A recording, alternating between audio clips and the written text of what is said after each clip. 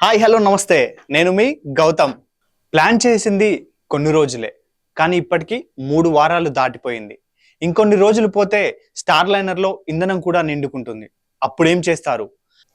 అనుకున్నది ఒకటి, జరిగినది మరొకటి. అయినా ప్రాబ్లం సాల్వ్ అవుతుందా లేదా అన్నదే ప్రశ్న.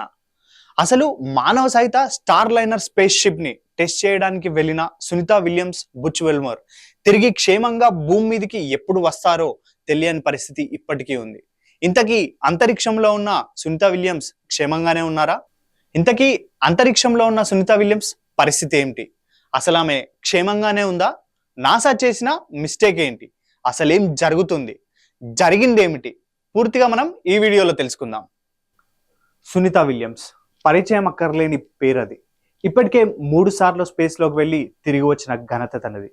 భారత సంతతికి చెందిన సునీత విలియమ్స్ ఇప్పుడు నాసా స్పేస్ సైంటిస్ట్. ఒక ఆస్ట్రోనట్గా ఎంతో మందికి స్ఫూర్తినిచ్చిన వ్యక్తి ఇప్పుడు స్పేస్లో చిక్కుకుపోయారు.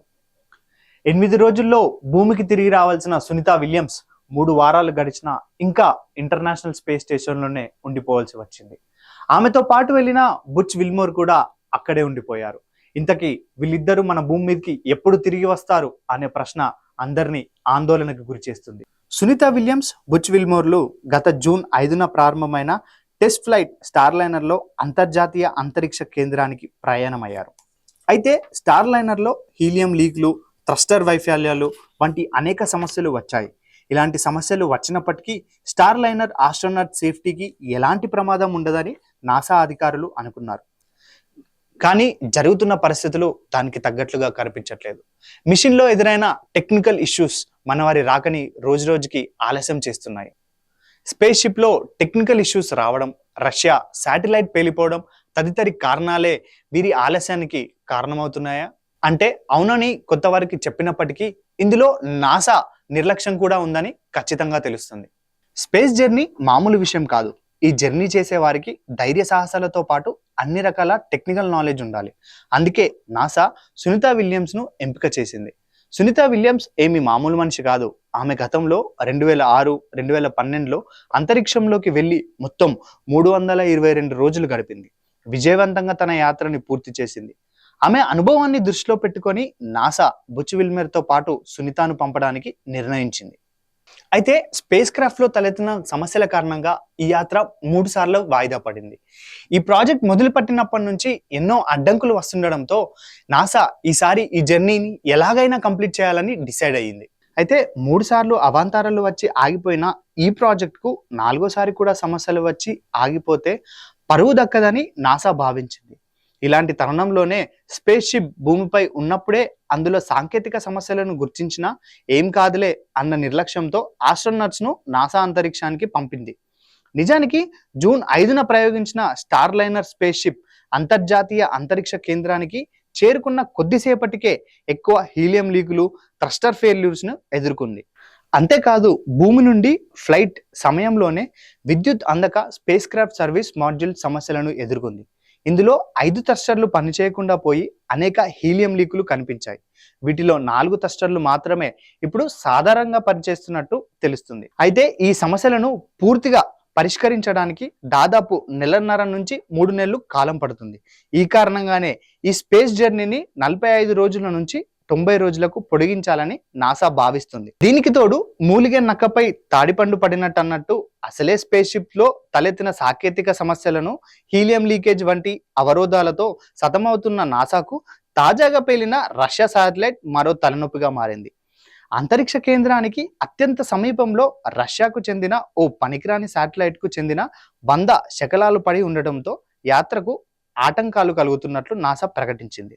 రష్యాకు చెందిన కాలం చెల్లని ఈ శాటిలైట్ శకలాల కారణంగానే సునీత విలియమ్స్ తో పాటు మరో ఆస్ట్రోనట్ కూడా చిక్కుకుపోయినట్లు ISS వెల్లడించింది. నిజానికి జూన్ 14వ తేదీన సునీత భూమి మీదకు చేరుకోవాల్సి ఉంది. కాగా రష్యా శాటిలైట్ శకలాల కారణంగా ఈ ప్రయాణం 20వ తేదీకి వాయిదా పడింది. నిజానికి అంతరిక్షంలోని రష్యా శాటిలైట్ డెడ్ అయిందని, అది ఎప్పుడైనా పేలొచ్చని దాదాపు 2 నెలల క్రితమే రష్యా ప్రకటించింది. ఈ విషయం నాసాకి తెలియనిదేమి కాదు. అయితే మూర్ఖత్వంతోనే నాసా అంతరిక్షంలోకి స్టార్ లైన్ పంపిందని విమర్శలు కూడా ఎదుర్కొంటుంది. ప్రస్తుతం సునీత విలియమ్స్, బుచ్ విల్మోర్ మరో 7 సిబ్బందితో పాటు అంతరిక్ష కేంద్రంలో సురక్షితంగా ఉన్నారని నాసా చెబుతుంది. సమస్య పరిష్కారం అయ్యి అన్ని అనుకూలిస్తే వీళ్ళు జూలై 6న భూమి మీదకి ల్యాండ్ అయ్యే అవకాశం ఉంది.